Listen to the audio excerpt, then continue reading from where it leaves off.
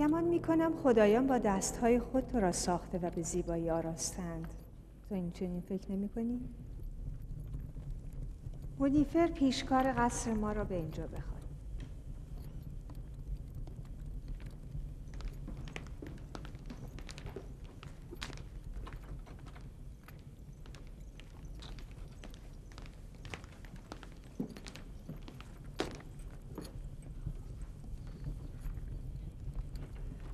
این را در زیر لباس خود پنهان کرده بود.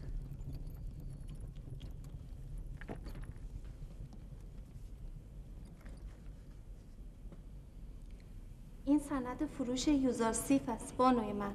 شخصی به نام شمعون یوزارسیف را به مالک فروخته است. این باید در خزانه قصر ما باشد، نه نزد تو. هر دو میل شماست.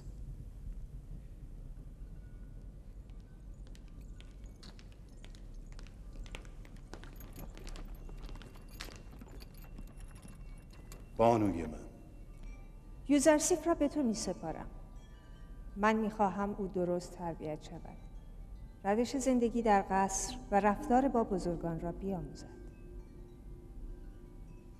اطمینان دارم که پیشکار لایق قصر ما به راحتی از عهده این مهم برخواهد آمد.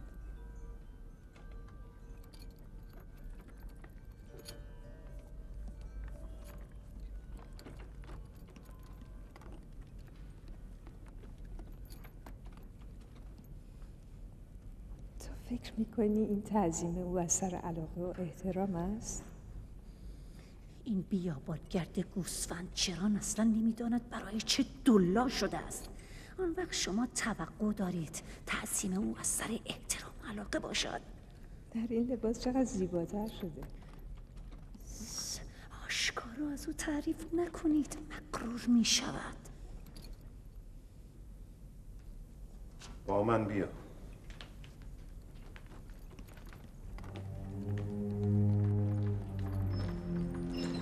اینجا را که دیدی اتاق مخصوص میهمانان نورچشمی و خیلی نزدیک زلیخا و پوتیفار است. برای رسیدن به این اتاق باید از این 7 دری که ما گذر می‌کنیم گذشت. این 7 در را قلف‌های محکمی است که اگر بسته باشد احدی را توان ورود و خروج به این اتاق نیست. کلید این درها فقط در دست بانو زلیخاست. و این چشمانداز زیبای قصر ماست. و از اینجا نیل بزرگ ما در مصر به خوبی قابل مشاهده است. و در آن سو در غرب دنیای اموات مشاهده میشه. با من بیا.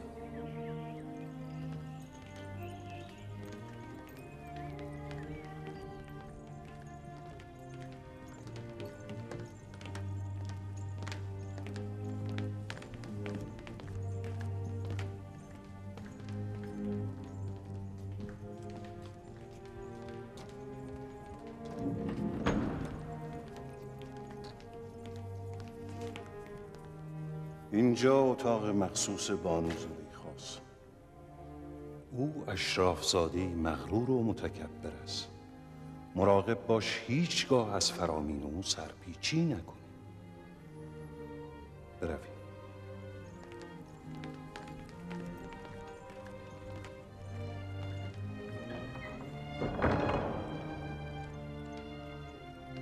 اینجا اتاق استراحت و کتابخانه مخصوص جناب پوتیفار است.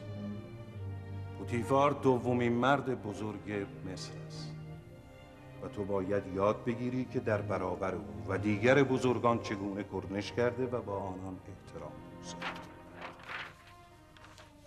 او نیز سوفر کتابدار و کتابخانه مخصوص جناب پوتیفار است. بروید.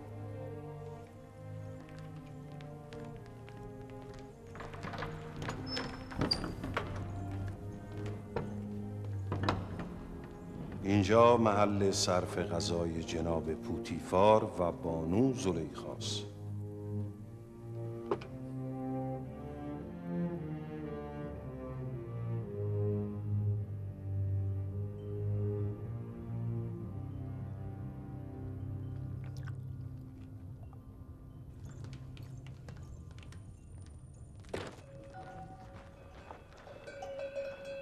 من باید یوسف را نجات دهم. باید راهی بیابم. مگر یوسف در اسارت یا بند و زندان است که نجات دهی؟ در هر حال او یک برده است.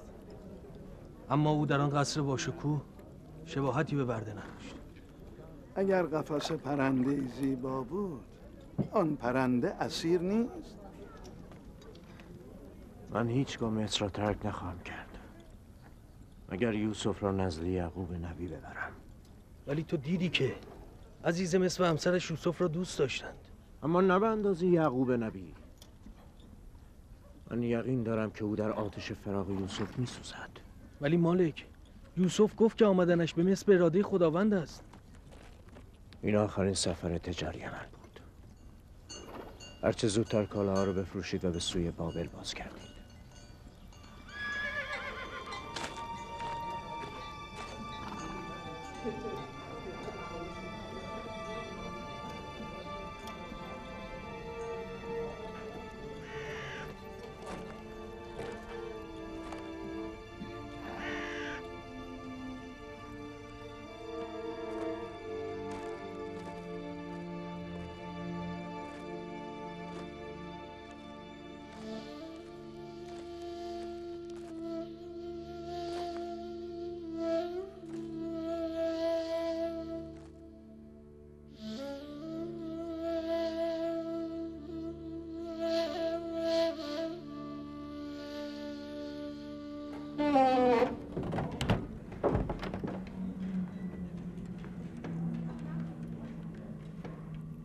اینجا محل زندگی برده ها و خدمتکاران است.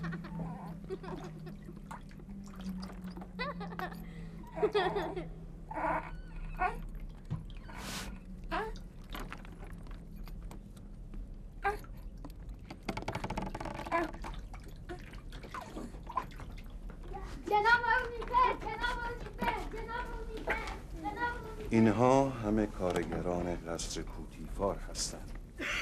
یا در قسمت‌های مختلف قصر کار می‌کنند یا در مزارع پاپیروس و پنبه به کشاورزی مشغولند. تعدادی از مردها و زنها همکنون سر کار هستند. در هر یک از این اتاق‌ها یک خانواده زندگی می‌کنند. چرا اینها این همه فقیر و بیچیزن؟ چرا علی جناب پوتیفار به اینها توجه نمی‌کنه؟ وضع خدمتکاران قصر و کارگران مزارع در طفس به مراتب بدتر از این است. ما به اینا جا، مکان و غذای مرتب می‌دیم و از اینها و بچه‌هایشان مراقبت می‌کنیم. من می‌توانم به دیدار اینها بیایم؟ چرا که نه؟ ولی بهتر است از بانو زلیخا و عالی جناب پوتیفار اجازه بگیریم. اینها برده های مخصوص حمل کجاوه هستند.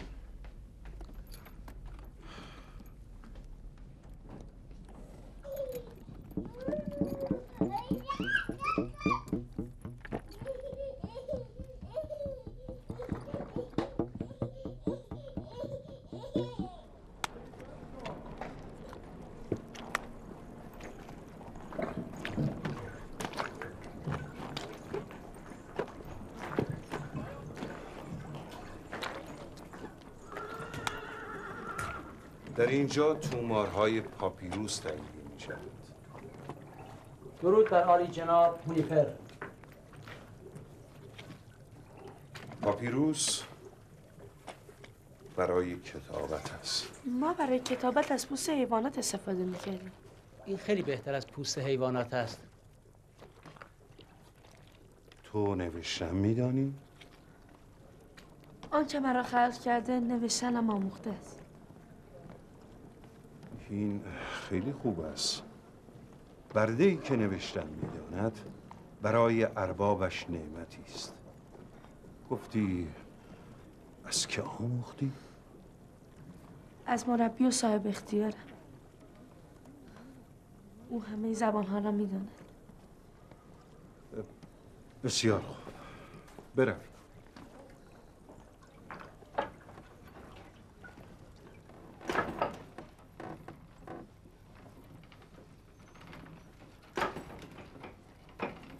اینجا محل بافت کتان است. کتان همان پارچه است که به دور کمر می‌بندیم و از آن لباس درست می‌کنیم. نازکترین کتانی که اینجا بافته می‌شود به کتان سلطنتی معروف است. این کارگاه فقط برای اهالی قصر کتان می‌بافد. بانو زلیخا اشراف‌زاده‌ای است مصری که در این کارگاه زیباترین پارچه ها برای ایشان بافته می شود. بروید.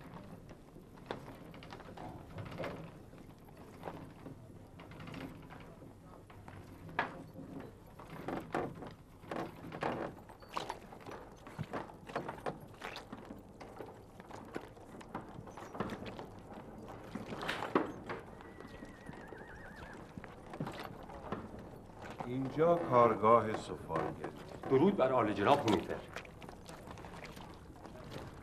تعدادی از لوله‌های انتقال آب در اثر عبور عرابه شکسته است. آنها را تعویض کن. این اندازه است جناب پیشکار؟ آری آن اندازه است. سفالهایش را درست کرده تعویض خواهم نمود. بسیار.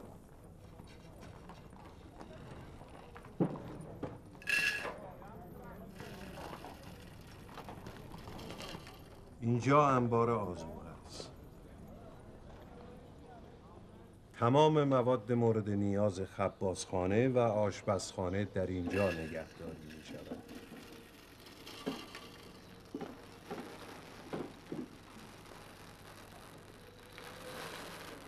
حواست کجاست؟ کارت را بکن.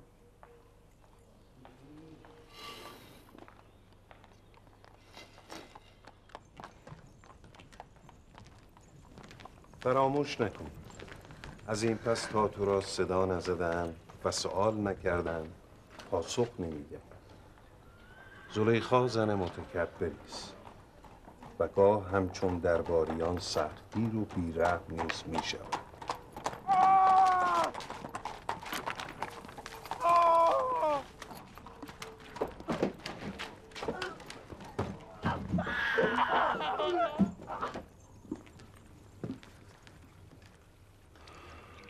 اینجا آشپزخانه قصر است. غذاهای گوناگون برای افراد گوناگون پخته می شود.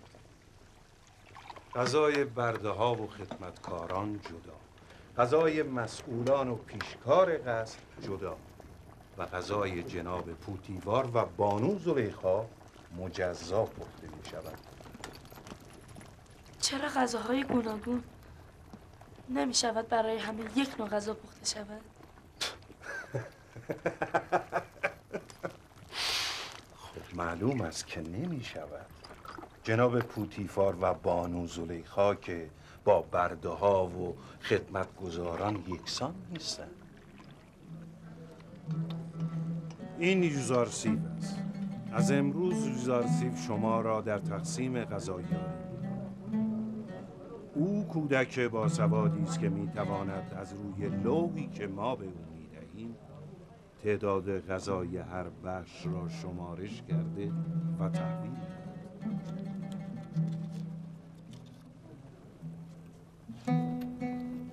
میبینی با چه اشتیاق به تو مینگرند. به خاطر تو اینجا جمع شده. اینجا چه میخواهید؟ چرا سر کارهایتان نمیروید؟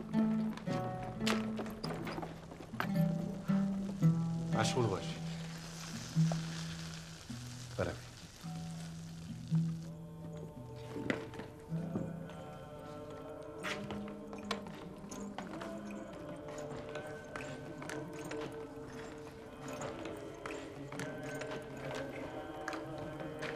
اینجا معبد قصر است.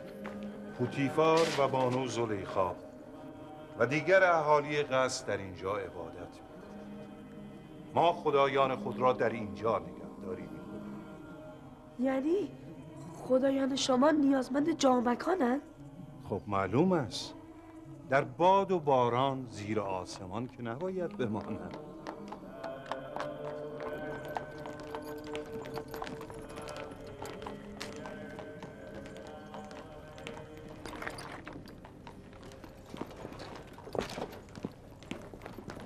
درود بر جناب هونیفر، پیشکار بزرگ.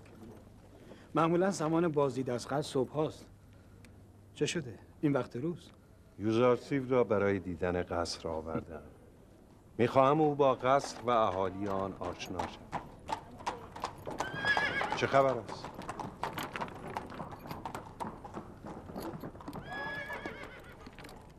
از جواهرات قصر دزدی شده. اینا نگهبانان داخلی قصرند. هیچ کدام اقرار نمی کنند و هر یک دیگری را مقصر می داند. بسیار خوب. برویم ببین.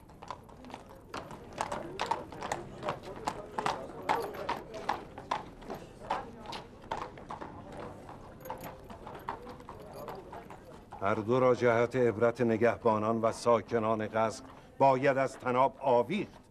اگر اقرار نکردن حتما این کار را بکنید. ولی دزدی کار من ما بی نیست. تقصیریم. من سوگند میخورم، به خدایان سوگند میخورم. من که با این سر صداها نمیفهمم چه میگویید.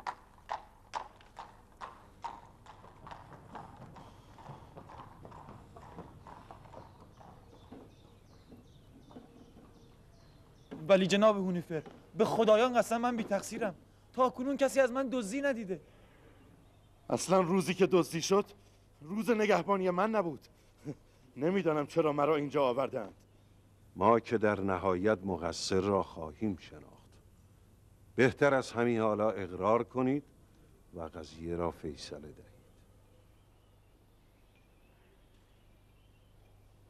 او میگوید تو در زمان غفلت او به محل خدمتش رفتی. من؟ در محل خدمت او؟ این حقیقت ندارد. او دروغ میگوید. اشتباه کردم. مجبور شدم. میدانید آخر چگونه بگویم؟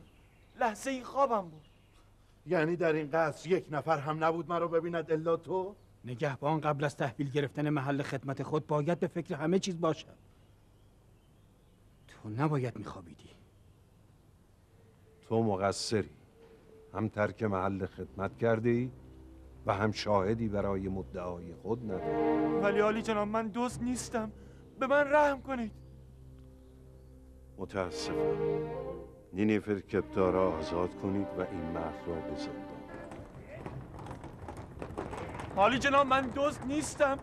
به خدایان قسم من دزدی نکردم. به من رحم کنید. نفرین خدایان بر تو ای نینیفر. دهانت را ببند. به آتش خشم خدایان گرفتار شوی نینیفر. چرا حقیقت را نمیگویی؟ عالی جناب، من دزد نیستم. به خدایان سوگند من دزدی نکردم. من میتوانم دزد را معلوم کنم. نه پسر جان، کارتون نیست. به شما اطمینان میدم. مگر شما نمیخواهید که دزد پیدا شود؟ چرا؟ تو چگونه میخوایی دزد را پیدا کنی؟ از پدرم آموختم.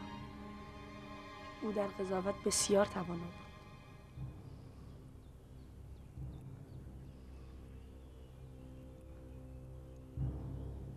اطمینان داری؟ آری جناب هونیفر، می توانید امتحان کنید. بسیار.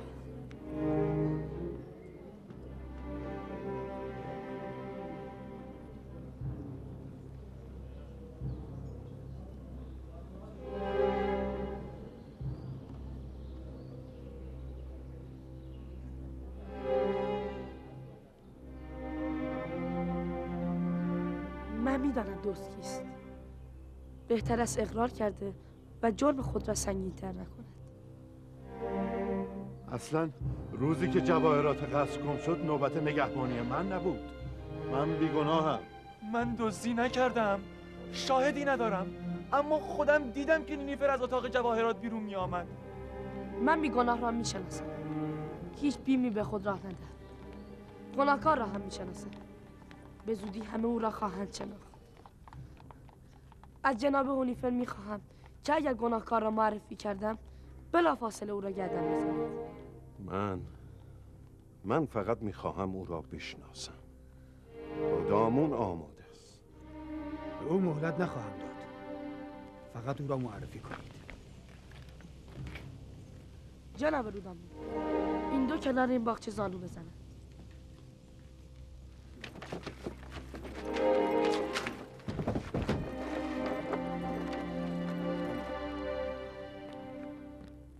بگویید چشمانشان را ببندند. دستمال بیار.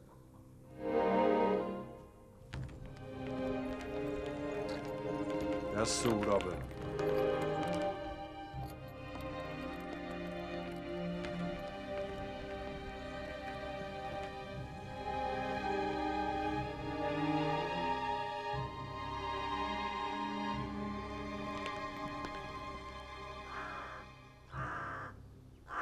یک بار دیگر به دزد فرصت می‌دهیم. اگر خود را معرفی کند بخشیده می‌شود، اما اگر ما او را شناسایی کنیم همینجا جناب رودامون او را گردن خواهد زد.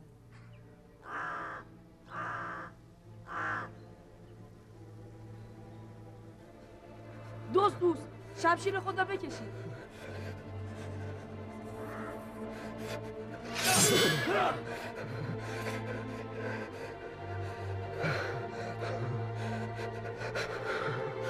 دوست گردن او را بزنید. نه اقرار میکنم من دزدی کردم، اشتباه کردم.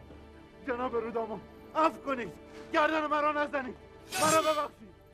جناب رودامون عفو کنید. گمان هم نمی کردی به این زودی اقرار کنی ها؟ آفرین یوزارسیف، آفرین. ببریدش.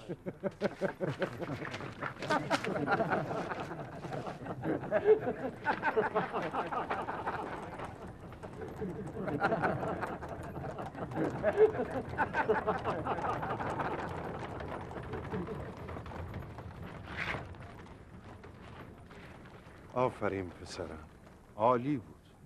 فکر نمی کردم که موفق شدی. سپاسگزارم یوزارسیف. اگر تو نبودی من بیگناه مجازات می شدم. خدایان تو را حفظ کنند. اگر برای اثبات بیگناهی تو نبود نمیگذاشتن نینیفر در بین مردم خجل شود. او خیلی هم بیگناه نیست. اگر یک بار دیگر محل خدمت خود را ترک کنی به شدت مجازات خواهی شد. اطاعت قربان. سپاسگزارم. بسیار خوب پسرم، بروید با من بیا. چه زیرک و باهوش. دیدی چگونه او را به دام انداخت؟ هم زیباست هم باهوش. آری. من که هنوز باورم نمی شود. چگونه یک کودک این کار را کرد؟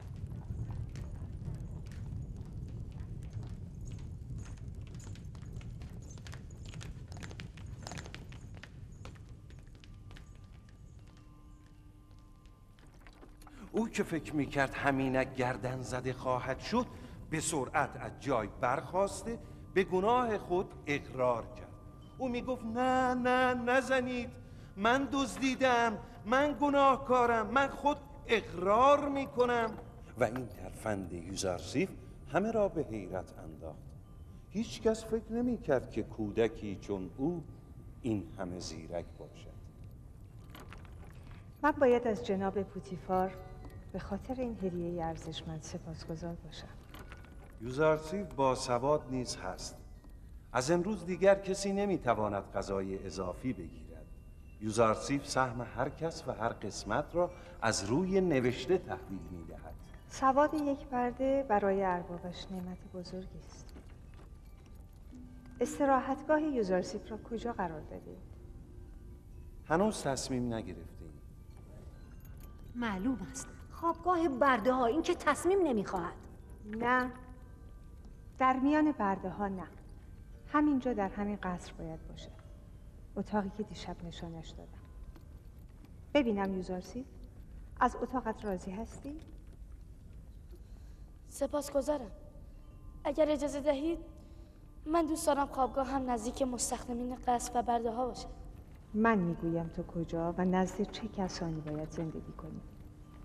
متوجه شدی؟ وجود یک برده در قصر خلاف مقررات است. موجب حسادت و طغیان دیگر برده ها خواهد شد. وقتی من و خداوندگار این خانه جناب پوتیفار به این کودک علاقمندیم، دیگران حق اظهار نظر ندارند.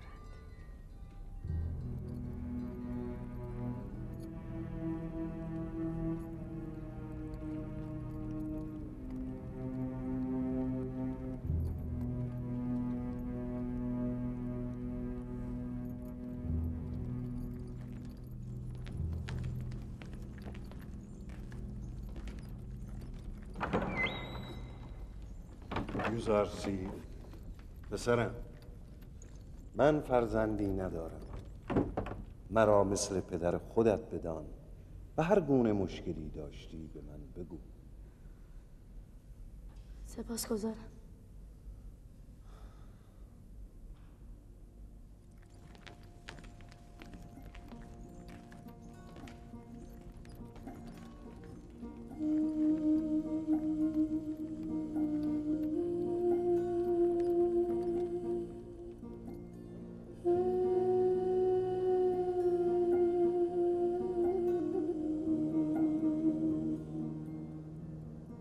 بیچاره پدرم، خداوند به اون صبر داد.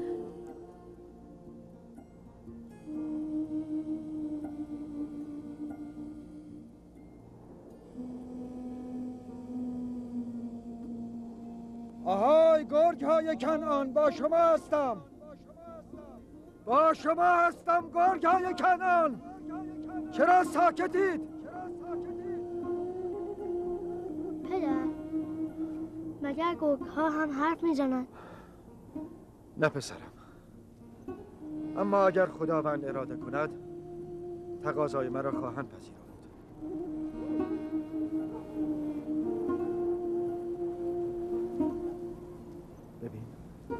ببین پسرم، آمد.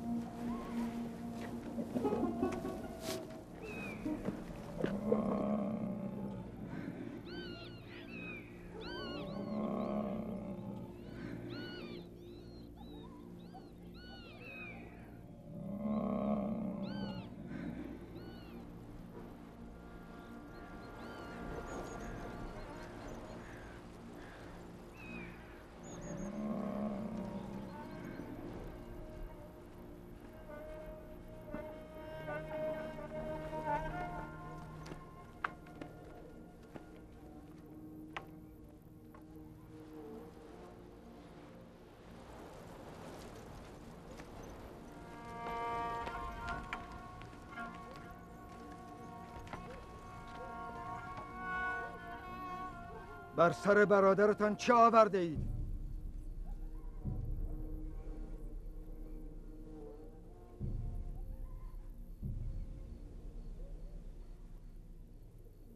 چرا پاسخ نمی دهی لاوی؟ قبلا که گفتیم گرگ دروغ میگویید. گرگ انکار کرد، گفت از یوسف خبر ندارد. گرگ؟ پدر جان، گرگ چگونه انکار کرد؟ من شنیدم. گرگ با پدر سخن گفت یوسف را ندریده. پیش از آن که دیر شود بگویید با برادر خود چه کردید. هنوز فرصت هست. حقیقت همان است که گفتیم. گرگ یوسف را دریده. به گرگ تهمت نزنید. هر چه کرده اید شما گرگ صفتان کرده اید. بیایید توبه کنید و حقیقت را بگویید.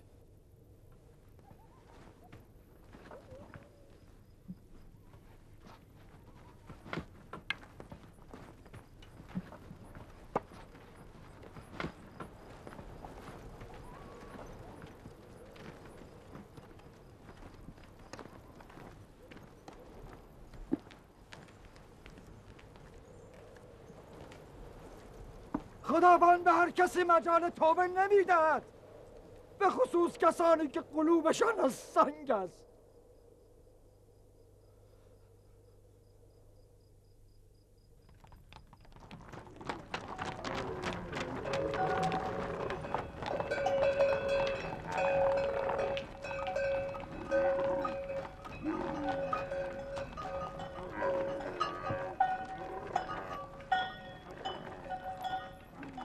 بدرود مالک. امید دیدار. بدرود.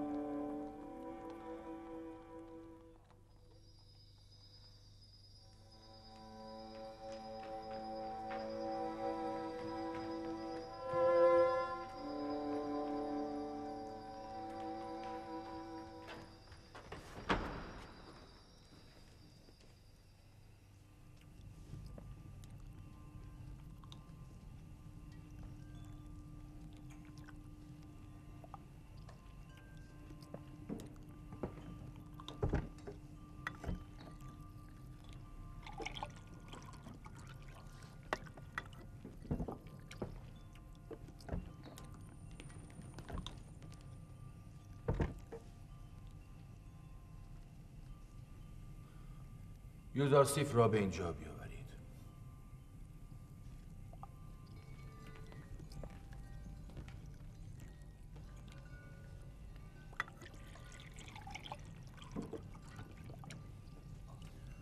در این چند سال زندگی با تو دریافتم که من هیچگاه صاحب فرزندی نخواهم شد و دوست نداشتم که تو را از نعمت مادر شدن محروم کنم. اولا که ما چند سالی بیش نیست که ازدواج کردیم. از کجا که در آینده صاحب فرزند نشویم. گذشته از آن علاقه من به خداوندگارم جناب پوتیفار به خاطر فرزند نیست. من در علاقه شما نسبت به خود تردید ندارم و یوزارسیف را به خاطر همین علاقه به شما تقدیم کردم، چون میدانستم که داشتن چنین فرزند خوانده‌ای شما را خیلی خوشحال می کند. هیچ چیز چون محبت شما مرا خوشحال نمی کند. یوزارسیف را هم چون هدیه شماست دوست خواهم داشت.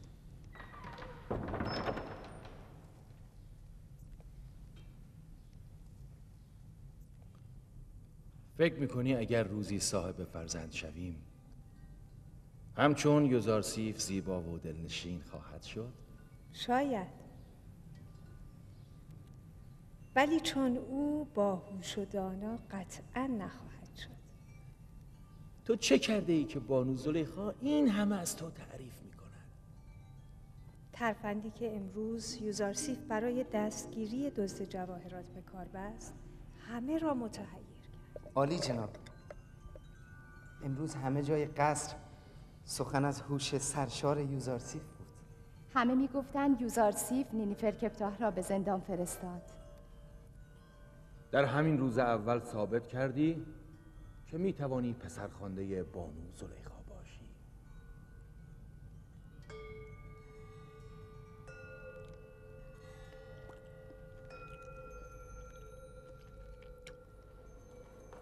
خودم شنیدم تصمیم دارن او رو به فرزندخواندگی قبول کنند. زلیخا قبول کرد که یوزارسیف فرزندخوانده او شود؟ چیزی نگفت، اما به نظر موافق بود.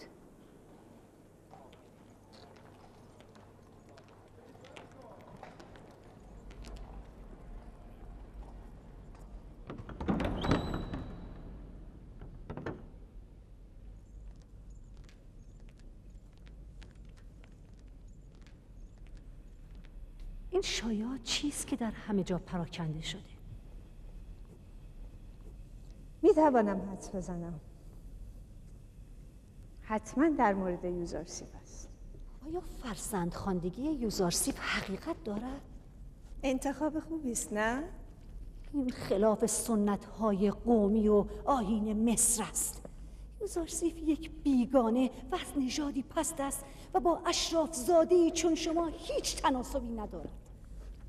فرزند من که شد، او نیز دارای نام و موقعیت و مقام خواهد شد. با آیین و ایمان او چه می‌کنید؟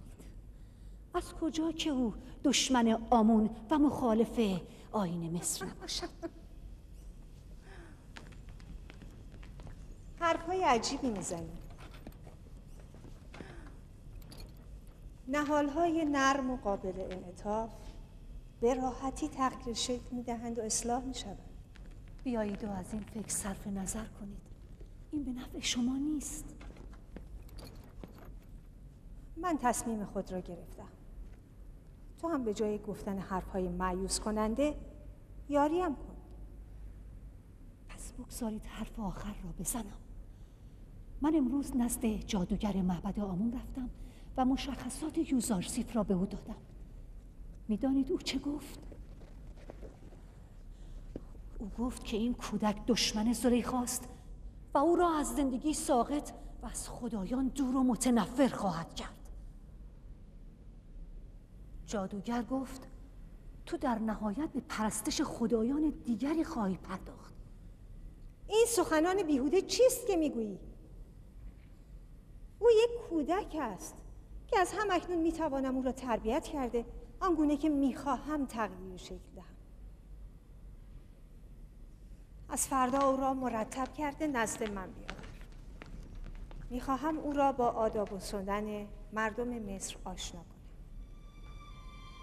تو هم در این کار یاریم کن. همه نگرانی من به خاطر شماست. اگر این گونه اراده کردید باشد، اما فردا نگویید که کاری ماما نگفت.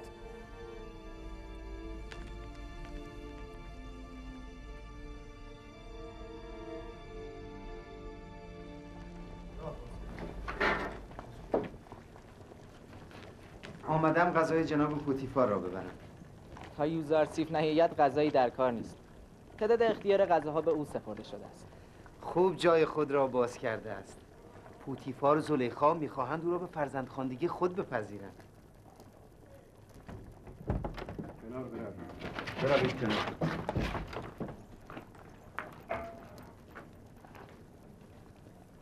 شماره و تعداد تمام افراد قصر نزد یوزارسیف است. به هر کس و به هر قسمت به تعدادی که او گفت غذا میده.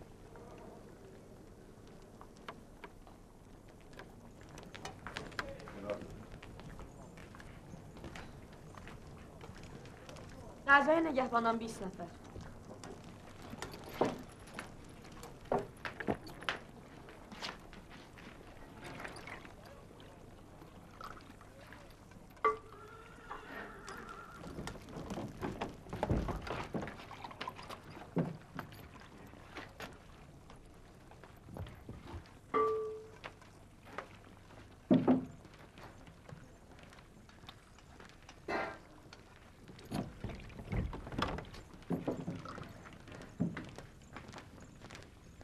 نفر.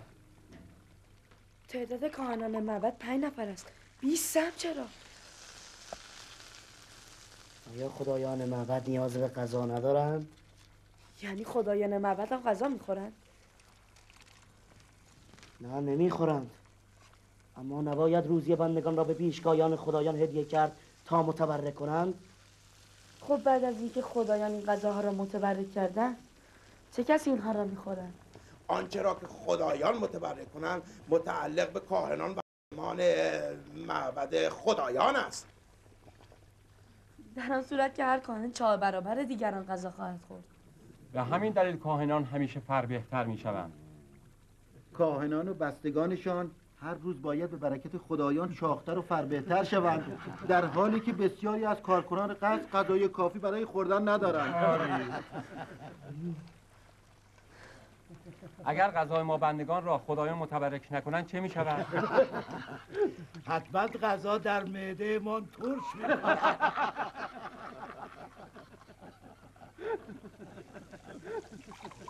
بس کنید. اگر از خادمان معبد شرم نمی کنید، لااقل از خدایان معبد شرم کنید.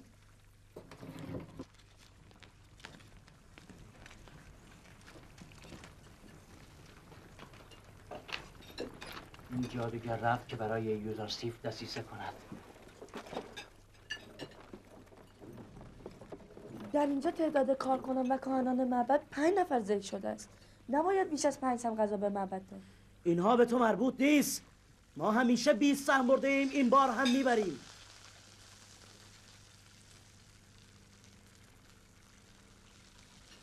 امروز هرچه میخواهند با آنها بدهید تا جناب هونیفر مشکل را حل کنند.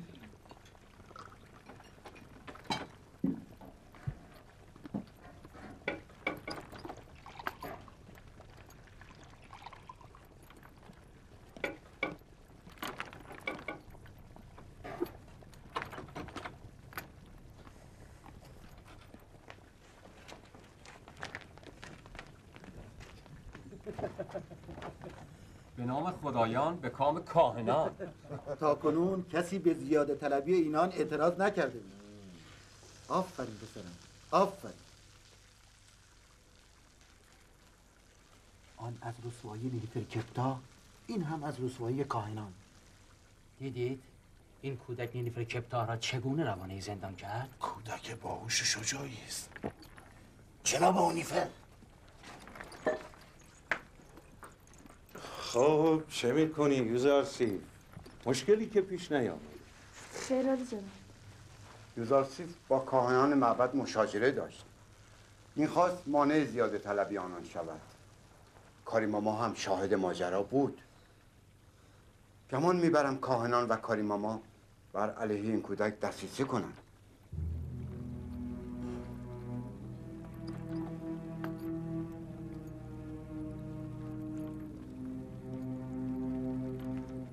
غذای عالی جناب آماده است؟ بله عالی جناب. بردار برم.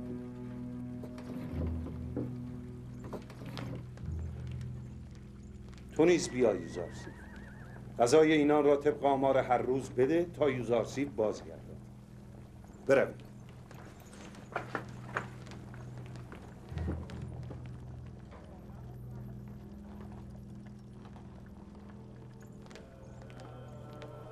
شما که نبودید ببینید اهالی قصر چگونه به ما میخندیدن.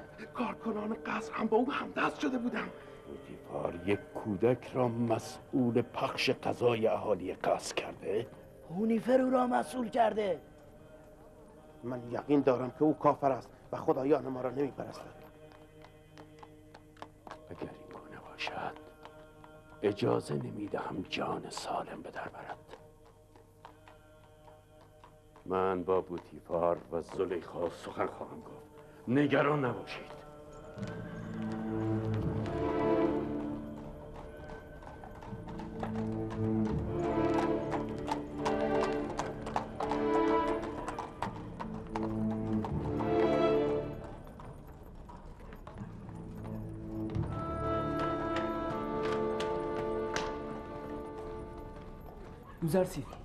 یوزارسیف با ترسم کجایی؟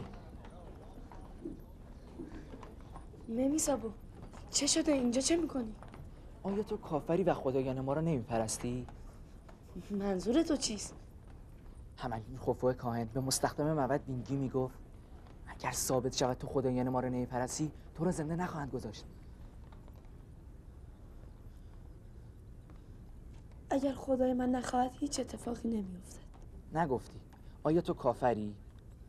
به تو اطمینان میدم که من کافر نیستم و خدا را میپرستم. منظور تو کدام خداست؟ خدای تو، خدای خودم، خدای همه. خب خیالم راحت شد. میدانی خداوند تو را برای نجات من فرستاده بود. با من بودی؟ نه با خودم حرف میزدم. چیزی نیست، برو. میایی با هم بازی کنیم؟ آری آمدم.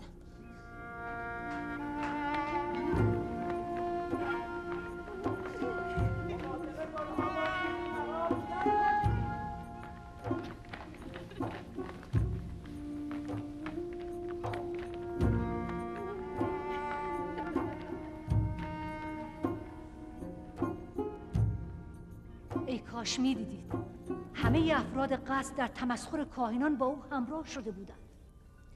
چگونه یک کودک میتواند موجب تحقیر و تمسخر کاهنان معبد شود؟ به کنایه میگفت کاهنان به نام خدایان غذا میگیرند و خود را پروار میکنند. من این مطلب را به او تذکر خواهم داد. من تردید ندارم او نه آمون را میپرستد نه هیچ یک از خدایان را. جناب پوتیفار منتظر بانا هستند. زمان صرف ناهار است. مراقب این کودک باشید. اگر ارباب معابد را به خشم آورد جان خود را در خطر قرار داده است.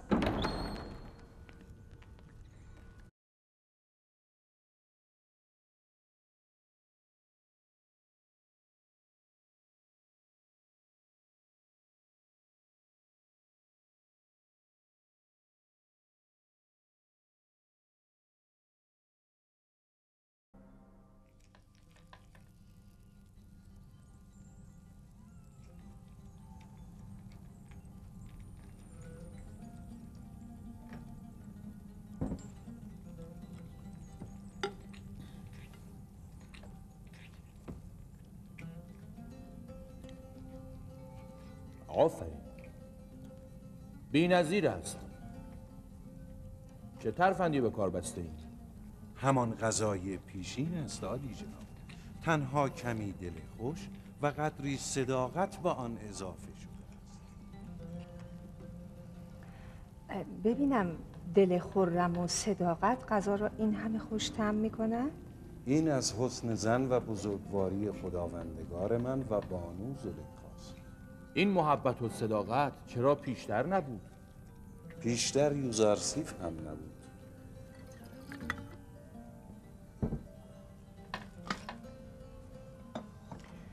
یوزارسیف، تو علم سحر میدانی که دیگران را این همه مجذوب خود میکنی؟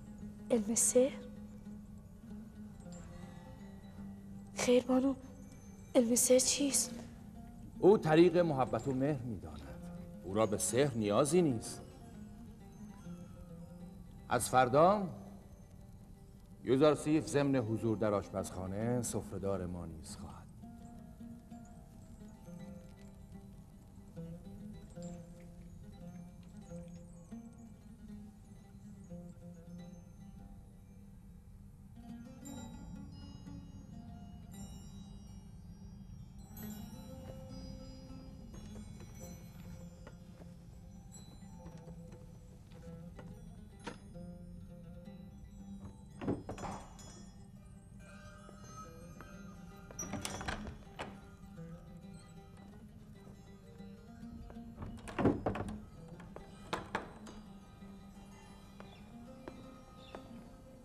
چه شده؟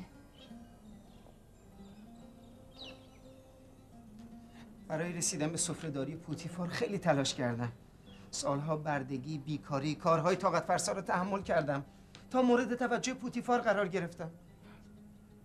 حال یک کودک، یک عبرانی گوسفندچران از راه رسیده و همه چیز را خراب کرد. یوزارسیف مقصر نیست. تصمیم گیرنده پوتیفار است. یوزارسیف نمیتواند از فرمان پوتیفار سرپیچی کند. حال چه کنم؟ مرا یا به کشاورزی در بیابانهای گرم میفرستند یا راهی معادن سنگ میکنند. من میگویم در اولین فرصت با یوزارسیف صحبت کن. هونیفر هم بد نیست. شاید راه چاره‌ای پیدا شد. ظرفای غذا را جمع کنید.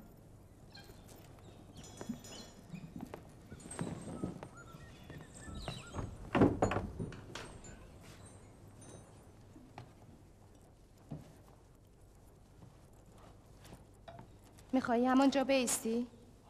تو نیز کمک کن. از این پس سفره‌دار و خانسالار جناب پوتیفار یوزارسیف است. من حق هیچ دخالتی ندارم. من کاری کردم که خشم تو رو برانگیخته؟ یعنی تو نمیدانی؟ با آمدن تو همه چیز خراب شد. ای کاش میدانستی چقدر برای رسیدن به خانسالاری پوتیفار تلاش کرده بودم. شاید او را به مزارع کشت پاپیروس یا معدن سنگ ببرن.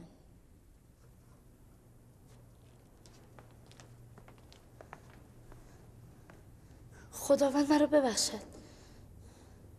اگر ناخواسته به تو لطمه‌ای زدم مرا ببخش. من سعی میکنم جبران کنم. نگران نباش.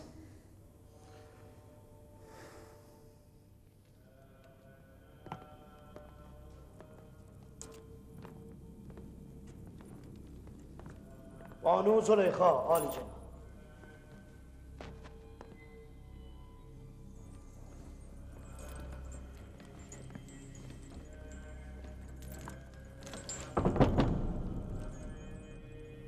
عالی جناب خوفو با من امری داشتن؟ جای تأسف است بانو. کار ما به جایی کشیده که یک کودک برای معبد تصمیم میگیرد. گمان میکنم در انتقال خبر گزافه‌گویی شده. این کودک یک بیگانه است و رفتار او نشانگر دشمنی او با خدایان است. او را بر امور قصر عزیز مصر مسلط نکنید. یوزارسیف یک کودک است. چه دشمنی با خدایان میتواند داشته باشد؟ شما از علاقه من به خدایان با خبرید. بی تردید دشمن خدایان در قصر من جایگاهی نخواهد داشت. شما یکی از الهه های معبد آمون و از همسران آمون می باشید. انتظار از شما بیش از دیگران است. یوزارسیف هنوز نه خدایان را میشناسد و نه معابد را. بهتر از این مطالب را برای جناب پوتیفار هم بیان کنید. بسیار خوب.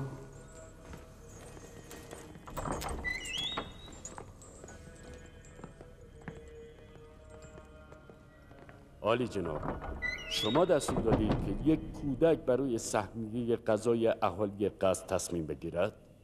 یوزارسیف فقط از روی پاپیروسی که ما به او دادیم تعداد سهم غذای افراد را می‌خواند.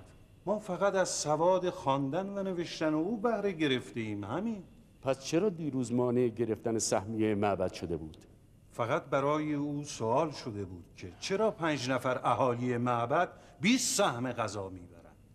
البته این سوال برای ما نیز بود. منتها یوزارسیف به این ایراد اعتراض کرد. ما به احترام خدایان و کاهنان معبد اعتراض نکردیم. به یک کودک چه ارتباطی دارد؟ معبد دوست دارد سهم افراد خود و خدایان را با هم بگیرد. چه کسی گفته افراد معبد هم غذای خود را بخورند هم سهم خدایان را؟ چرا باید افراد معبد مثل تو فربه باشند و دیگر ساکنان قصر رنجور و ضعیف؟ چرا؟ جناب بوتیفار، ما را با برده ها و خدمتکاران مقایسه می کنید. ما خادمین آمون، خدای خدایان مصر هستیم. کارکنان این قصر هم بندگان آمون و خادمین خداوندگار خویشند. با این تفاوت که کارکنان این قصر برای خوشنودی خداوندگار خود زحمت میکشند، ولی کاهنان معبد کمترین تلاشی برای خدایان خود نمی کنند. فقط میخورند و پروار میشوند.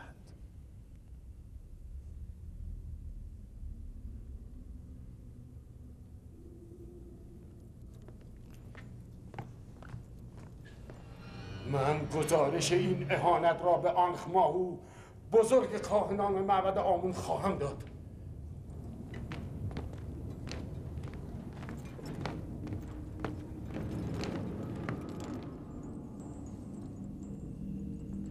علاقه به یوزارسیف به جای خود، اما نباید به خاطر او کاهنان معبد آمون را از خود برنجانید. به خاطر یوزارسیف نیست. اختلاف بین دربار مصر و معبد آمون ریشه چندین ساله دارد. خودکامگی های ارباب معابد غیر قابل تحمل است. من به اختلاف شما کاری ندارم، اما به عنوان الهه معبد آمون یوزارسیف را به گونه‌ای تربیت خواهم کرد که از پیروان آمون باشد، نه از دشمنان.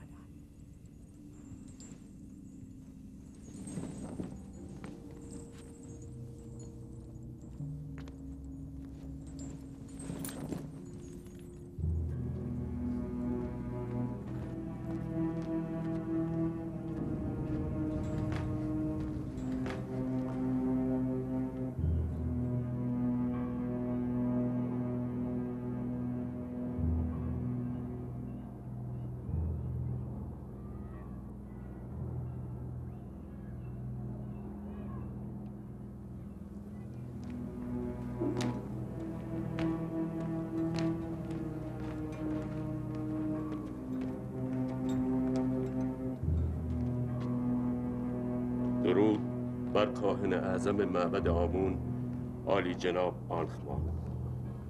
بگو خفو، میشنوم. آمدم از محضر کاهن اعظم تقاضا نمایم مرا از خدمت در معبد قصر پوتیفار معاف بدارند. چرا؟ مگر چه اتفاقی افتاده؟ در قصر پوتیفار به آمون و کاهنان معبد آمون اهانت می شود. همه کافرند، مخصوصاً پوتیفار که از همه بی ایمانتر شده است. هنوز پاسخ مرا نداده. چه اتفاقی افتاده؟ یک کودک عبرانی به نام یوزارسیف با آمون و خادمین معبد او مخالفت می کند و همه را بر علیه ما تحریک کرده و ما را در انظار مضحکه می نماید. من دیگر به قصر پوتیفار باز نمی گردم. یک کودک تو را این همه به وحشت انداخته؟ من گمان می‌کردم پوتیفار و آمنهوتپ را دشمن معبد می‌دانی. نمی‌دانستم که در حد یک کودک 10 ساله نیستی. ولی او یک کودک معمولی. خفه شو! بس کن! تو نباید قصر را ترک می‌کردی. بدون آنکه کسی بفهمد فوراً باز کرد. در قصر پوتیفار به تو بیشتر نیاز داریم تا اینجا. ما در فکر براندازی حکومت آمنهوتپ فرمانروای قدرتمند مصر بودیم. اون وقت یکی از بزرگترین کاهنان ما در مبارزه با یک کودک شکست خورده رو به گریز نهاده است. برو اینجا نیست.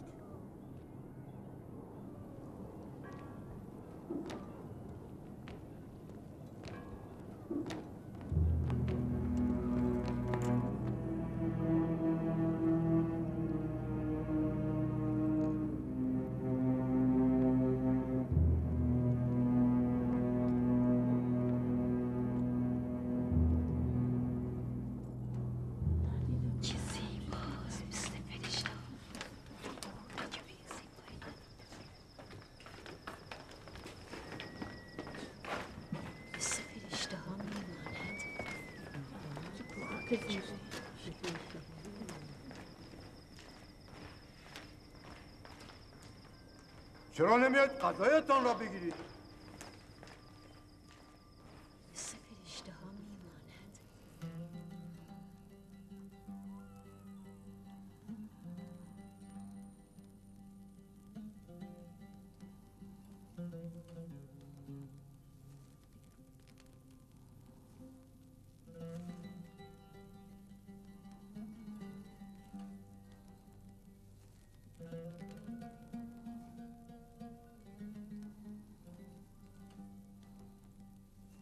سفره زیبا و رنگینی است. تا راسته یوزارسیف؟ از سیامنی آموختم. یوزارسیف بسیار باهوش است. بیشک آنچه را که یوزارسیف آموخته به کمال رسانده. زیبایی این سفره مرا به وجد آورده. میتوانم به تنهایی فیلی را ببرم. سپاسگزارم یوزارسیف. آیا یوزارسیف نوجوان میتواند کتاب‌های قصه را بخواند؟ علاوه بر آن قصه‌ای را از پدرم آموختم که شنیدنی است. بسیار خوب. از امشب تو برای من قصه بخوانی. قصه؟ جناب پوتیفار همیشه پیش از خواب قصه گوش میکنند تا خوابشان ببرد. کسی که اکنون برایم قصه میخواند دیگر مرا جذب نمیکند.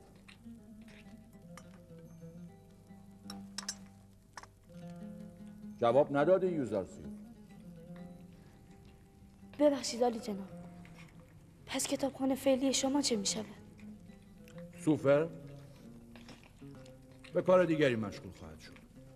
من بیشتر نیز موجب برکناری هویا شدم. نمیخواهم موجب بیکاری سوفر نیز بشوم. میتوانم از جناب پوتیفار تقاضایی داشته باشم؟ همین عطوفت و رقت قلب تو مرا مجذوب کرده. تو میخواهی بگویی برای هویا و سوفر شغلهای بهتری در نظر بگیرم؟ یا اینکه آنها را به شغلهای پیشین خود بازگردم. من نمیخواهم کسی را رنج داده یا موقعیت کسی را به خطر بیاندازم. نگران نباش. به هونیفر خواهم گفت که به هویا و سوفر شغلهای بهتری بدهد. از امروز تو کتابخوان و کتابدار من خواهی بود. جناب پوتیفار ظاهراً یوزارسیف را به من هدیه کردند، اما در باطن خود بیشترین بهره را از او میبرند. اگر شما راضی نباشید یوزارسیف هیچ کاری انجام نخواهد داد. قصد من مزاح بود. یوزارسیف کاری را انجام میدهد که خداوندگار این خانه بخواهد. او باید همیشه از شما سپاسگزار باشد و هیچگاه از الطاف شما سوء استفاده نکند. من همیشه در برابر خداوندگار خویش سپاسگزار خواهم بود.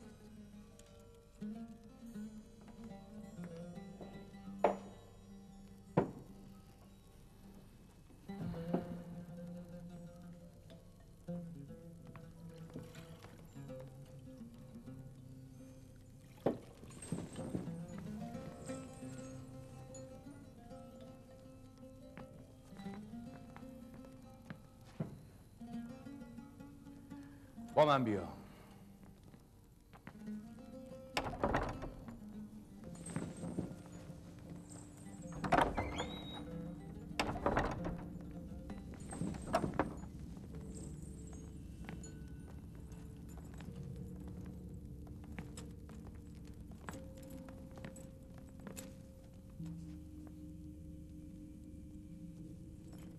این کتابخانه گنجینه گرانبهایی است که به زحمت فراهم شده.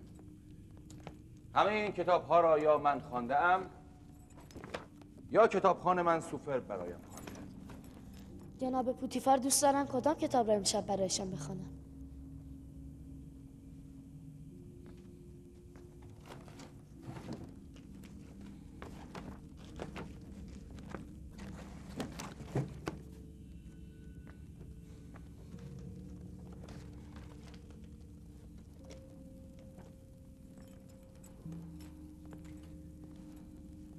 امشب این کتاب را برایم بخوان. کتابی است که آینده مصر را پیش بینی کرده.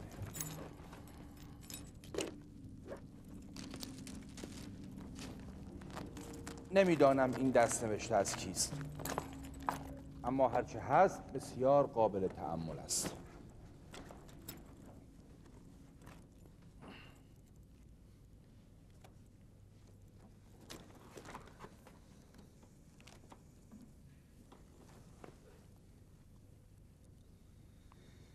اقتدار مصر ابدی نیست و ظلم حاکم بر آن پایدار نخواهد ماند. روزی خواهد رسید که معیارها در مصر دگرگون خواهد شد و فقیر و غنی جایشان تغییر خواهد کرد.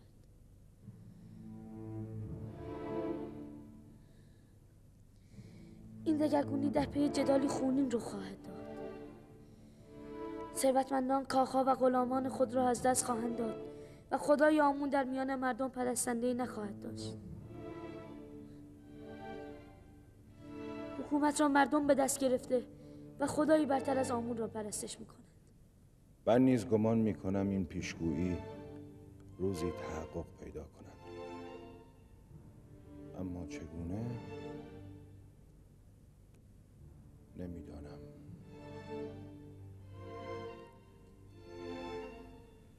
به چه فکر میکنی یوزارسیف؟ گمان میکنم بدانم. این حادثه تنها میتواند توسط یک مرد آسمانی یا یک منجی الهی اتفاق بیفتد.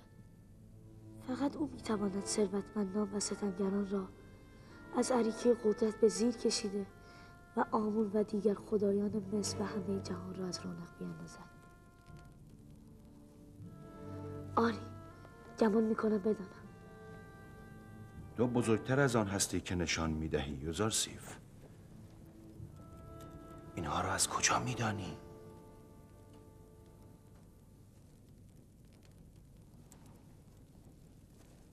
من گمان میکنم که تو نه تنها آمون را نمیپرستی که دشمن نیز میداری. آمون تندیس سنگی بیش نیست و دشمنی با سنگ عاقلانه به نظر نمیرسد.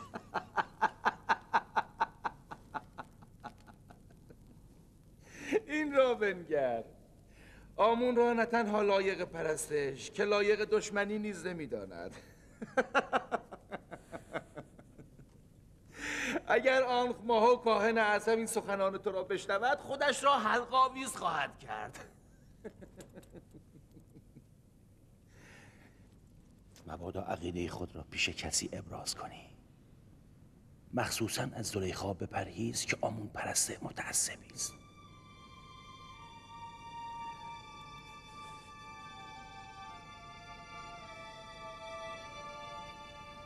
عالی جناب، می توانم بپرسم شما چه چیزی را می پرستید؟ قبلا آمون را می پرستیدم، اما اکنون نمیدانم. این را با کسی نگو. من از کاهنان معبد آمون بیزارم.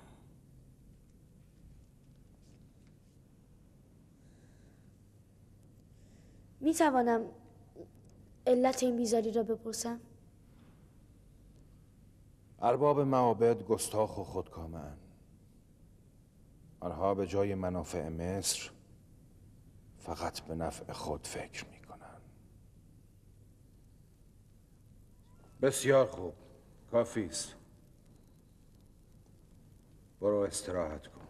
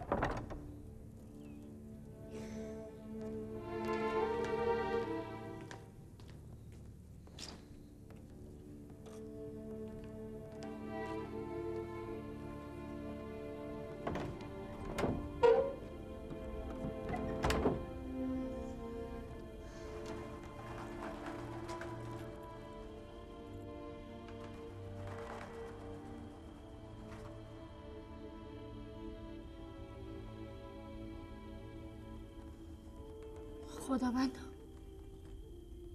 برای همه دوستانم طلب خیر و نیکی میکنم. خداوند پوتیفار، بانو زلیخا، میمیسابو، هونیفر و دیگران را هدایت کن.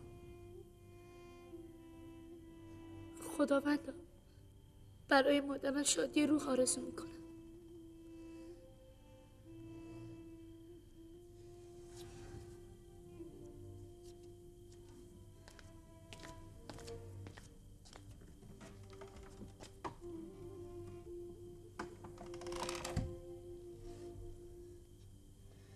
پروردگارا، برای پدرم یعقوب تقاضای صبر و بردباری دارم. از برادرانت دور نشو. از خودت مراقبت کن فرزندم. این پیراهن را هم بپوش. این که برای من خیلی بزرگ است.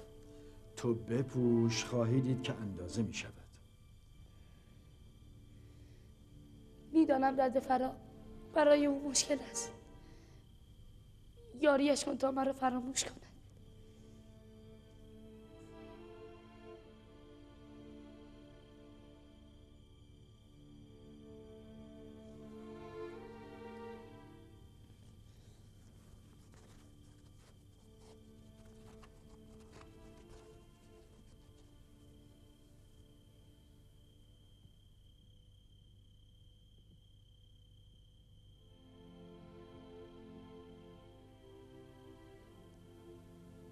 درود خداوند بر یوسف نبی.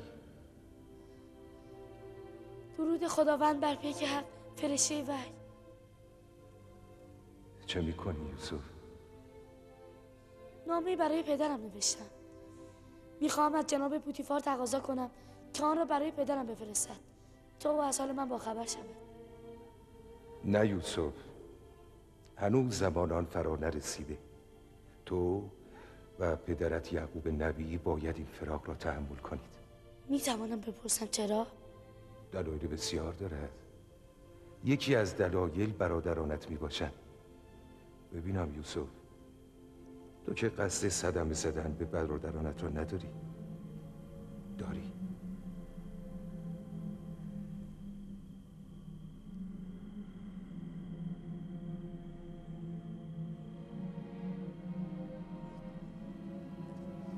اگر پدرم بفهمد آنان را نفرین خواهد کرد. نفرین پدرم زندگی آنان را سیاه خواهد کرد. نه، نه، من نمیخواهم برادرانم صدمه ببینند.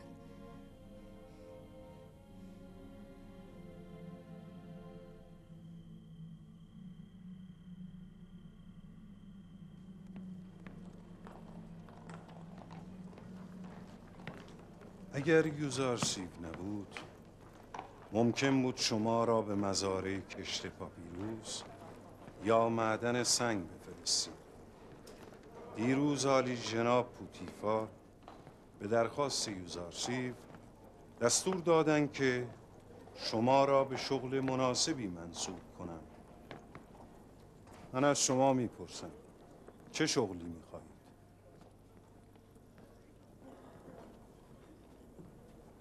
ما نمیدانیم. هرچه پیشکار بزرگ تصمیم بگیرن. تو چون خانسالار با تجربه‌ای هستی، آماده نمودن غذای بانو زلیخا و جناب پوتیفار به عهده تو باشد و تو چون سواد داری کنترل تعداد غذا به جای یوزارسیف به عهده تو باشد. موافقید؟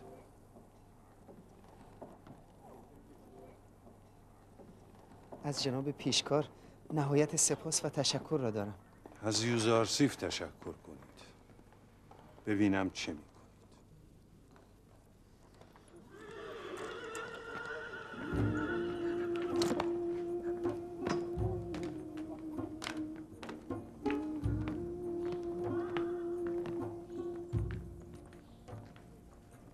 تو دیگر در آشپزخانه کاری نداری. کارهای تو را هویا و سوفر انجام میدن.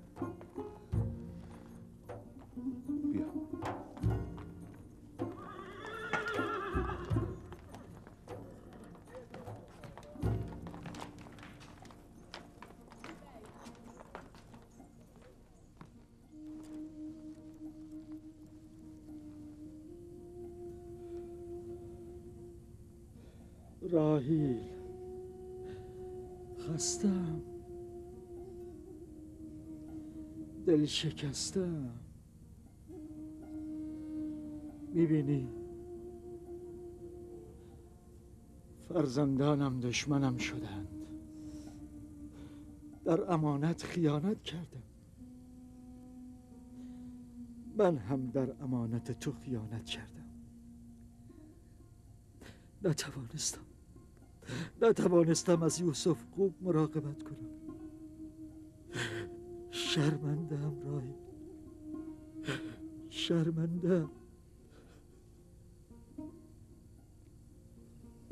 از زمانی که فهمیدم گرگ فرزندم را نخورده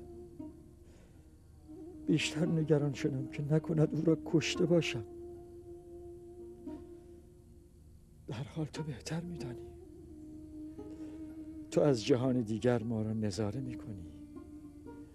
میدانی که الان یوسف کجاست. اگر یوسف مرده باشد بیشک الان نزد تو است. آسوده باش که مرگ یوسف تو را درک نکرده است. سلام برادر. درود بر یعقوب نبی. یوسف تو زنده است و مرگ او دروغی بیش نیست. شما اطمینان دارید؟ من از هیچ مرگی بیخبر نیستم. به دنبال یوسف در دنیای اموات نگرد. او را در جای دیگری جستجو کن. شنیدی؟ برادرت زنده است. یوسف من زنده است. می توانی بگویی او اینک کجاست؟ من فقط از دنیای مردگان خبر دارم.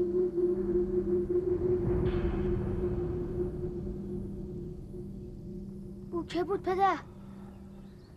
پیک حق، فرشته مرگ، عزرائیل. من فکر میکردم عزرائیل ترسناک است. نه برای همه کس پسرم. شنیدی راهیل؟ یوسف من زنده است. او نمرده. ما را ببخش راهیل. باید هر چه زودتر برویم. پیش از آن که آفتاب غروب کند برویم پسرم.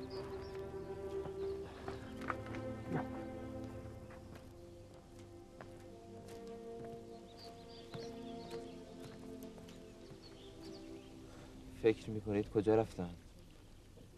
حتما به دیدار مزار راهیل. او هنوز مردگی راهیل را بیشتر از مادرمان دوست دارد.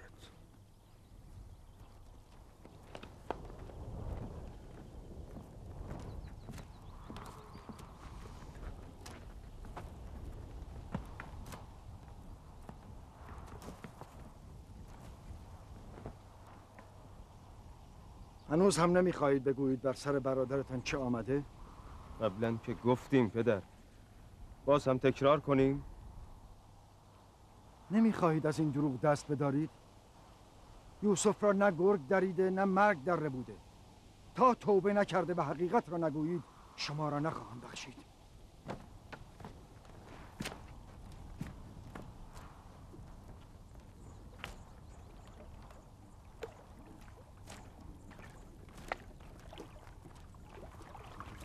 کجا رفته بودی؟ بر سر مزار مادرم. آنجا فهمیدم که برادرم یوسف نمرده. مادرت به تو گفت که برادرت نمرده؟ نه، مرد سپید پوش گفت. پدر گفت او فرشته مرگ است.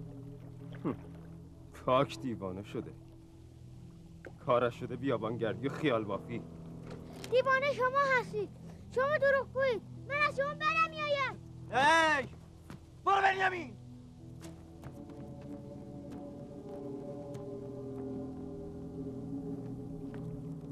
پدر بنیامین حقیقت را میگوید. چرا تصمیم نمیگیرید همه چیز را به آنها بگویید؟ دیدید که تصمیم ما غلط شده، هیچ نتیجه‌ای نگرفتیم.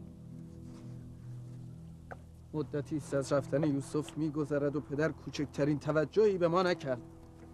او جای یوسف بنیامین را نشاند. حالا که گمان میکردیم به ما روی خواهد آورد. اگر نگفتید وقتی یوسف را از پدر دور کردید توبه میکنید. خب حال وقتم فرا نرسیده؟ دیگر دیر شده. یوسف را نمیتوانیم بازگردانیم. با برملا شدن ماجرا فقط نفرت پدر و تمام مردم کنعان نصیبمان خواهد شد. اگر حقیقت آشکار شود دیگر روی زندگی در کنعان را نخواهیم داشت.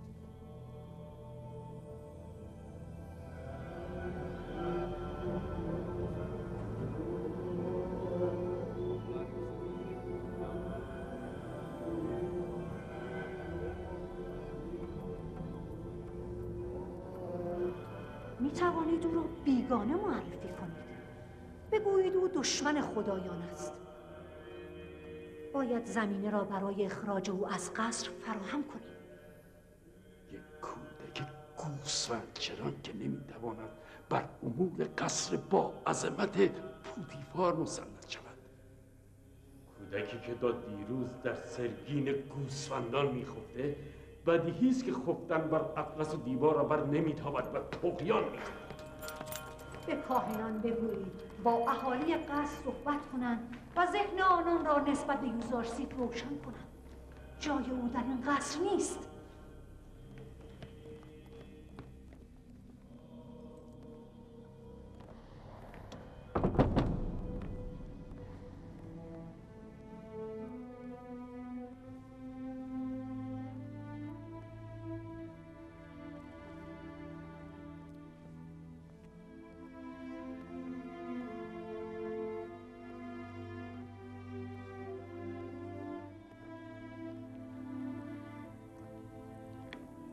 بانوی من، دیشب یوزارسیف را مشغول راز و نیاز با خدای دیگری دیدم. تندیسی آنجا نبود. او با آسمان سخن میگفت. بسیار خوب. امشب نشانم بده. میخواهم از نزدیک ببینم. حتما بانوی من. چیز عجیب دیگر این که او مثل دیوانه ها با خود سخن میگفت. همه یوزارسیف را زیرک و باهوش میدانند. تو دیوانه؟ آهای، تو آنجا چه میکنی؟ علفهای هرز رو جمع میکنم. اینها گلها رو خوش میکنند و اگر اینها رو جمع نکنیم هم باغچه را زشت میکنند و هم گلها رو از بین میبرند. بس کن. کارت رو انجام بده.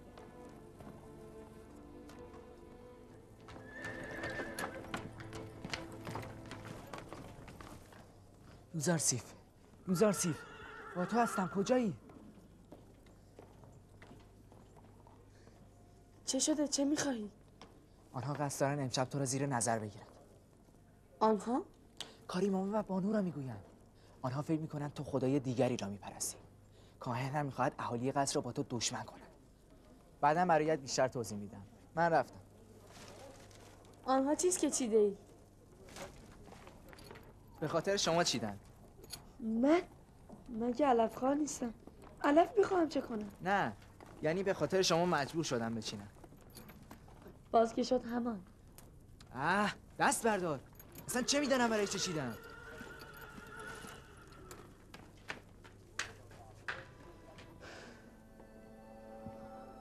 سپاسگزارم. این از عنایت توست که مرا بر توطئه‌های دشمنانم آگاه می‌کند. من کودکی ضعیف و ناتوانم و اگر عنایت تو نبود نابود می‌شدم.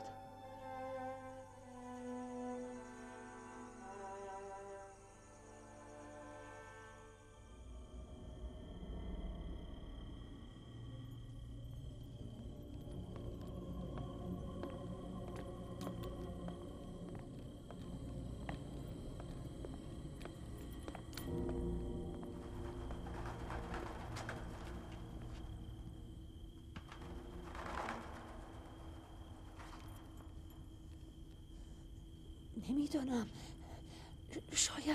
شاید نیمه های شب به پرستش خدایش بپردازد.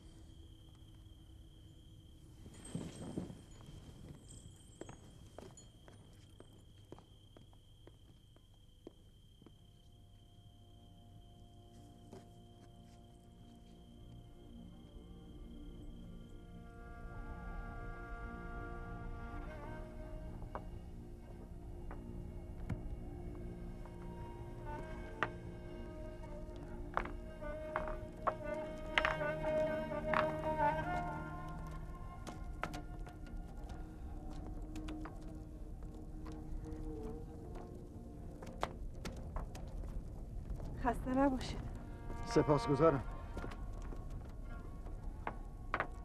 ظاهرا تصمیمتون برای ساختن کلبه قطعی است. نمیتوانم با فرزندانم زندگی کنم. میخواهم همیشه منتظر یوسف باشم. انتظار تا کی؟ نمیخواهید تمام کنید؟ انتظاری مداوم تا روزی که یوسف باز گردد. تا آن روز در این کلبه زندگی خواهم کرد و بر سر راهی که روزی رفته بود دیده خواهم دوخت. استراحت نمی کنید؟ وقت غذاست. چرا آمدم. بنیامین بیا پسرم.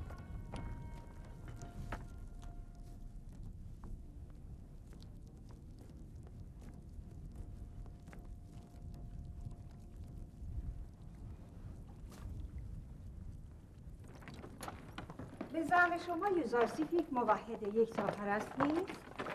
نه، گمان نمی کنم. ولی من فکر می کنم او خدای آسمان را می پرستد و به خدایان مصر کافر است. یک کودک چه میداند که خدای یگانه کیست؟ او هر طور که تربیت شود همون گونه نیز فکر خواهد کرد. این من و تو هستیم که تعیین میکنیم که او چه چیز را بپرستد و به چه چیز کافر شود. با او از خدایان و آمون بگو. به معبد که میروی او را نیز با خود ببر تا با آیین مصر و آمون آشنا شود.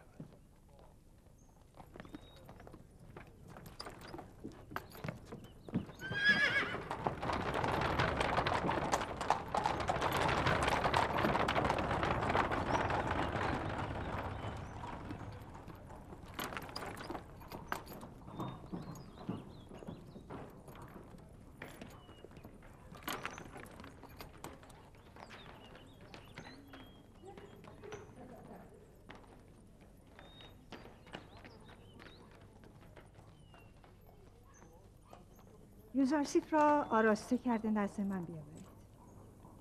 بگویید تخت روانم را آماده کنند. میخواهم به شهر بروم. تخت روان بانو زلیخا را آماده کن.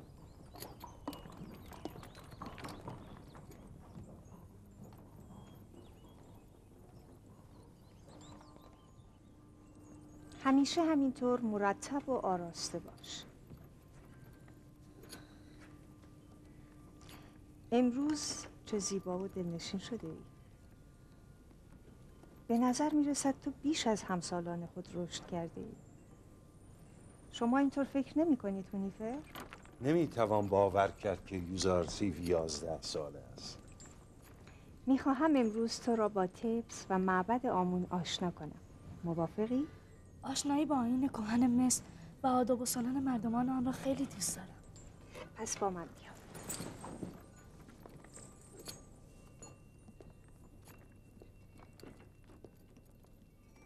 زلیخا یوزارسیف را چون فرزند خود دوست دارد، نه فرزند خونده. کارت را بکن.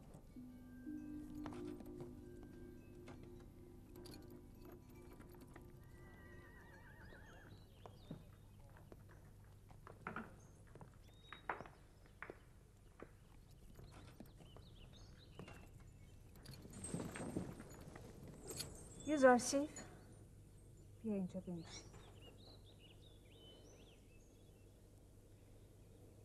می شود من پیاده بیایم و سوار نشوم؟ چرا؟ تخت روان را دوست نداری یا سوار شدن بر دوش دیگران را دوست ندارم.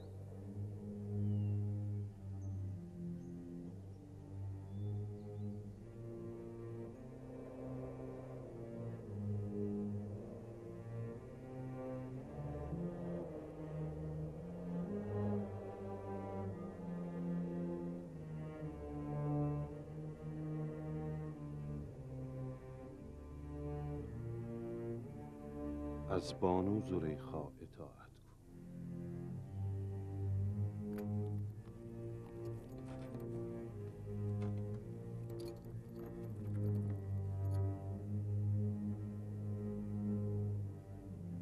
حرکت کن.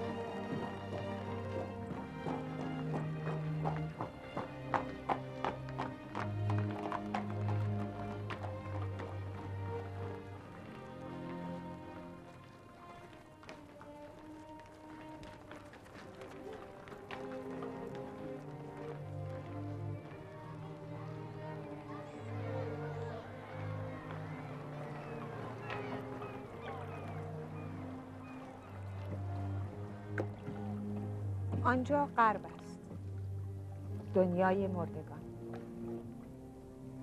ما مردگان خود را مومیایی کرده در غرب نیل دفن می‌کنیم. غرب دنیای عجیبی است. ما همراه مردگانمان لباس، شراب و طعام زیادی دفن می‌کنیم تا آنها از لذت زندگی پس از مرگ نیز بهره‌مند شوند. گاه چند تن از خدمتکاران را نیز با آنها دفن می‌کنیم تا با آنها خدمت کنند. یعنی جنس پس از پوسیدن توان پوشیدن و نوشیدن داره؟ می‌دانستم این سوال را خواهی کرد. جسم انسان در جهان دیگر می‌پوسد مگر اینکه مومیایی شود. مومیایی جسم را سالم نگه می‌دارد و روح می‌تواند به جسم مجدد بازگردد. در صورت بازگشت روح، جسم حیات مجدد می‌یابد و از آنچه با خود برده استفاده خواهد کرد. نمی‌توانند قبر را بشکافند و مرده‌ای را که زنده شده دوباره بیرون بیاورند. زندگی بیرون از قبر که بهتر از درون آن است. نمی‌دانم. شاید بشود.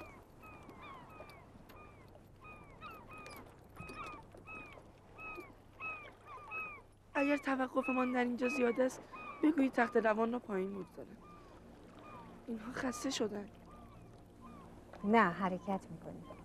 نگران نباش. آنها عادت دارند. معبد